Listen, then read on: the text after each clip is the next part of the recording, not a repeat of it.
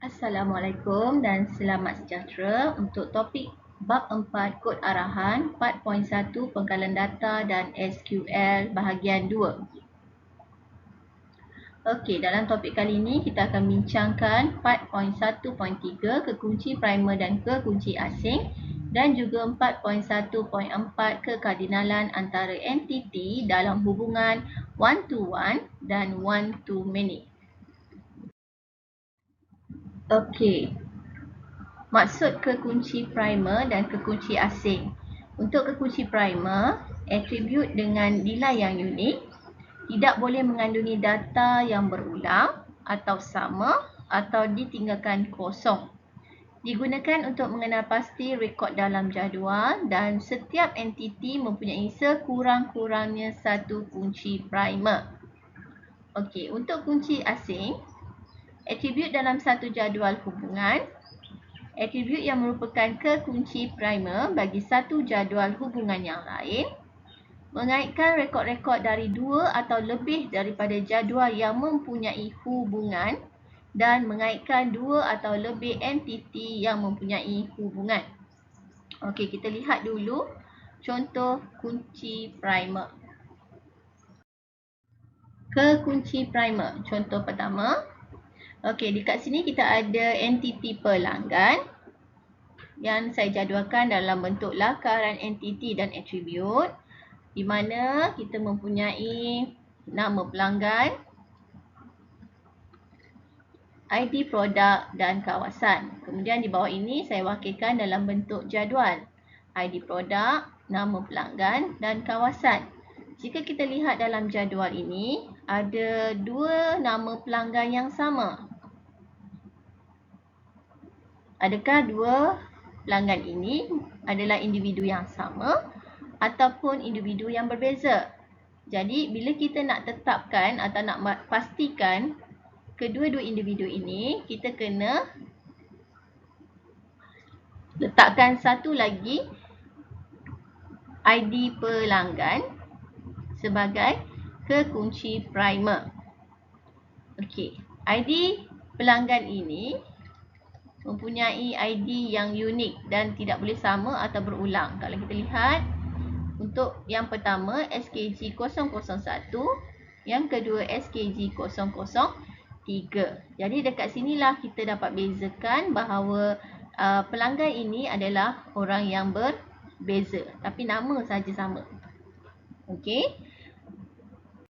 Seterusnya, kita ada entiti murid di mana atributnya terdiri daripada nama murid, tarikh lahir dan jantina. Okey, kat sini dalam jadual ini ada dua murid bernama Ali. Jadi adakah data ini berulang? Adakah Ali ini orang yang sama?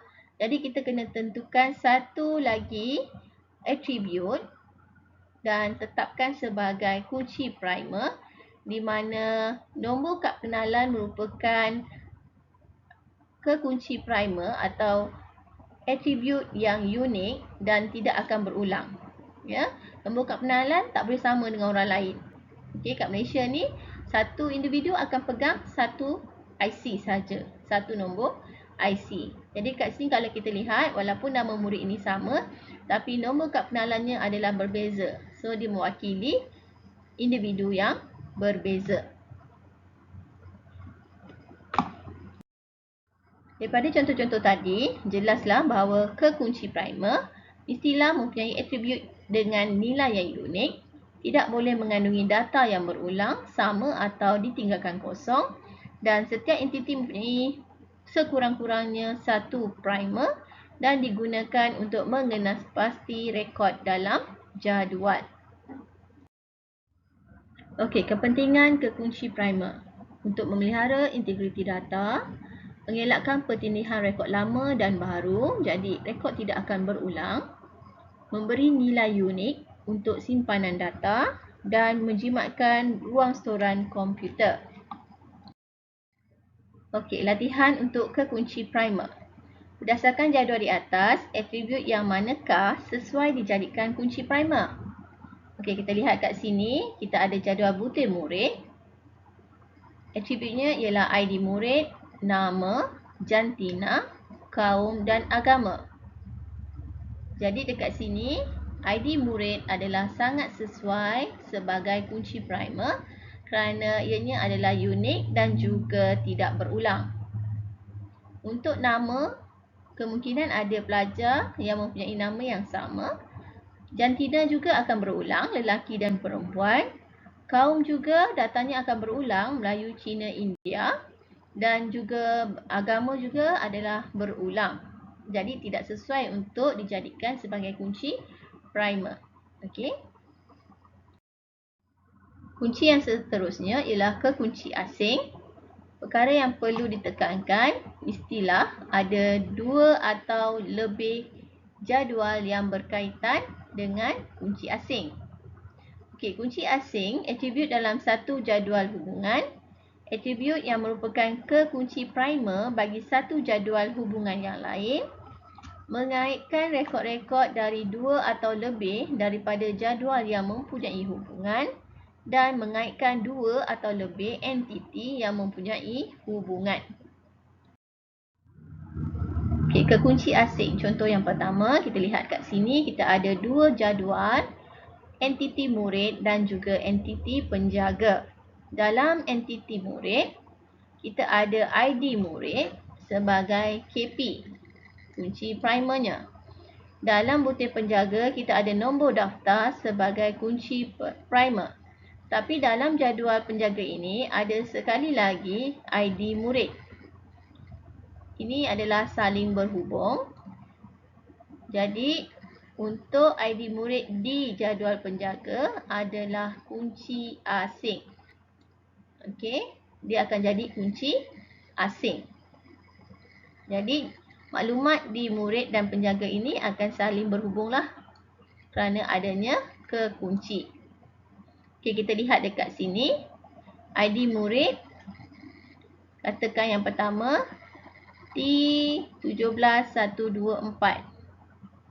Okey, dia akan merujuk pada jadual penjaga T17124 di mana nama ibunya Siti Nur binti Ali dan bapanya Malik bin Rashid. Okey. Contoh yang kedua untuk kekunci asing. Kita lihat kat sini kita ada jadual pelanggan dan produk. Okey, dalam jadual pelanggan, ID pelanggan sebagai kunci primer dan ID produk sebagai kunci asing. ID produk ini diambil dari jadual produk di mana ID produk adalah kunci primer dan akan menjadi kunci asing di jadual pelanggan. Okey, kita lihat kat sini kekunci asing latihan berdasarkan jadual nyatakan kunci primer dan kunci asing pada setiap jadual. Okey, kita ada 2 entiti, pelajar dan juga kelas. Okey, kita ada entiti pelajar dan juga kelas. Okey. Kemudian atribut untuk pelajar, nombor pelajar, nama, bangsa, jantina, yuran dan nombor kelas. Jadi kita tetapkan dulu untuk jadual pelajar, entiti pelajar. Okey, nombor pelajar ini sebagai kunci primer. Okey, kerana dia unik dan tak akan berulang. Okey. Dan untuk entiti kelas, kita jadikan nombor kelas ini sebagai kunci primer. Okey, kerana dianya adalah unik. Dan dekat sini kalau kita lihat dalam jadual pelajar ada satu lagi nombor kelas. Jadi nombor kelas ini adalah saling berhubung. Okey, dan nombor kelas di jadual pelajar akan jadi kunci asing. Okey. Jadi kunci primer untuk nombor pelajar dalam jadual pelajar, nombor kelas dalam jadual kelas dan kunci asing ialah nombor kelas dalam jadual pelajar. Okey, kita pergi ke 4.1.4 kekardinalan. Ianya merujuk kepada perhubungan antara entiti-entiti dalam satu pangkalan data Okey, untuk tingkatan 3 kita akan merujuk kepada dua jenis kekardinalan iaitu one to one dan one to many. Mesti diwakilkan dengan menggunakan kata kerja dan dihubungkan dengan simbol rhombus ataupun diamond. Okey, kita lihat contoh pertama, kekardinalan, jenis kekardinalan one to one. Okey, situasi seorang pengetua menguruskan sebuah sekolah dan sebuah sekolah akan hanya mempunyai seorang pengetua. Jadi kita tentukan dulu entiti yang terlibat dalam situasi ini. Yang pertama, entitinya ialah pengetua dan yang kedua ialah sekolah. Hubungan antara pengetua dan sekolah. Okey, dan kata kerja yang perlu kita gunakan dekat sini ialah menguruskan. Okey, dalam situasi dah dinyatakan tentang kata kerjanya. Jadi kita wakilkan pengetua dan sekolah dalam bentuk entiti untuk segi 4. Dan untuk hubungan antara pengetua dan sekolah, kita wakilkan dalam bentuk rhombus atau diamond dan perlu guna kata kerja tadi, mengurus. Okey. Dan jenis kekardinalannya ialah one to one, di mana seorang pengetua hanya boleh berada di atau menguruskan satu sekolah sahaja. Okey, seorang pengetua menguruskan dalam satu sekolah sahaja. Okey, saya wakilkan dalam bentuk jadual, contoh satu tadi. Okey, kita lihat dekat sini, kita ada dua entiti tadi, pengetua dan sekolah. Okey, pengetua dan sekolah. Okey, kita ambil contoh yang pertama, nombor pegawai A12340, Cikgu Noria. Okey, kita lihat dekat sekolah. Kita lihat nombor pegawai yang sama, A12340. Jadi Cikgu Noria ni mengajar di SMK Bunga Orchid. Bermaksud pengetua di SMK Bunga Orchid hanyalah Cikgu Noria binti Zaki. Okey. Ini hubungan antara pengetua dan juga sekolah yang direkodkan kekardinalannya kepada satu rekod dalam satu entiti. 1:1. Contoh yang kedua, jenis kekardinalan one to many. Situasi, seorang murid boleh meminjam banyak buku. Jadi dekat sini entiti yang terlibat ialah entiti murid dan juga buku. Dan kata kerjanya ialah meminjam. Jadi kita lukiskan dua entiti iaitu murid dan buku.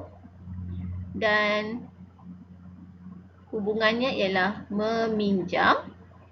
Okey, kata kerjanya meminjam. Kita wakilkan dalam bentuk rhombus. Dan kita tuliskan kekardinalannya satu kepada banyak, many, one to many. Okey, kerana seorang murid boleh meminjam, seorang murid boleh meminjam lebih daripada satu buah buku. Okey, saya wakilkan dalam bentuk jadual. Dekat sini kalau kita lihat ID murid PS002 ada 2 kali dekat jadual buku. Bermaksud Adam Akil ni, seorang pelajar daripada jadual pelajar boleh meminjam lebih daripada satu buah buku dalam jadual buku.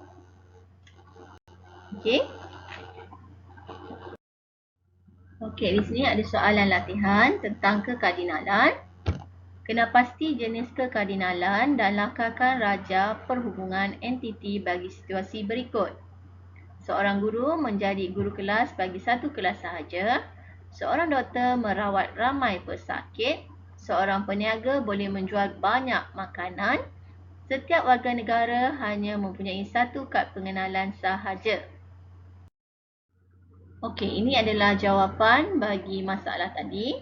Soalan yang pertama, seorang guru menjadi guru kelas untuk satu kelas sahaja.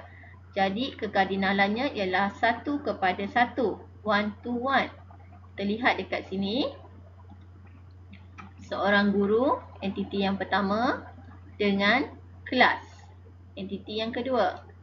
Dan kata kerjanya ialah guru kelas untuk satu kelas sahaja. Jadi kita boleh gunakan mengurus sebagai kata kerjanya. Okey. Mengurus, kita mesti letakkan kata kerja dan kekardinalannya 1:1, 1 to 1. Okey. Soalan yang kedua, doktor, entiti yang pertama, dan pesakit, entiti yang kedua. Kalau kita lihat ayat ini dah ada kata kerja yang sesuai, iaitu merawat. Jadi kita wakilkan merawat dalam bentuk diamond atau rhombus. Doktor merawat pesakit. Jadi seorang doktor boleh merawat ramai pesakit. Jadi kita letakkan one to many. Okey. Jawapan soalan ketiga, seorang peniaga boleh menjual banyak makanan. Jadi entitinya peniaga. Entiti yang kedua makanan. Dan kata kerja yang diberi ialah menjual. Jadi kita tuliskan peniaga menjual makanan dan letakkan kekardinalannya 1 kepada banyak. Jadi seorang peniaga boleh menjual pelbagai atau banyak makanan. Soalan yang keempat, setiap warga negara hanya mempunyai satu kad pengenalan sahaja. Jadi ini adalah hubungan 1:1, 1 to 1. Jadi entiti yang terlibat ialah warga negara dan juga kad pengenalan. Okey, dan ayat yang kata kerja yang sesuai ialah memiliki ataupun mempunyai. Okey, so kita tuliskan warga negara dan kad pengenalan dalam bentuk segi empat tepat. Dan bentuk rhombus letakkan kata kerja memiliki dan kekardinalannya ialah 1:1. Okey, sebab kad pengenalan ni adalah kunci primer ya, dia tak akan berulang. Hanya seorang individu akan pegang satu nombor sahaja. Okey, itu dia jawapan bagi soalan-soalan tadi. Kita bertemu lagi dalam topik seterusnya 4.1.5 membina pangkalan data yang terdiri daripada entiti, attribute dan juga hubungan. Sekian, terima kasih.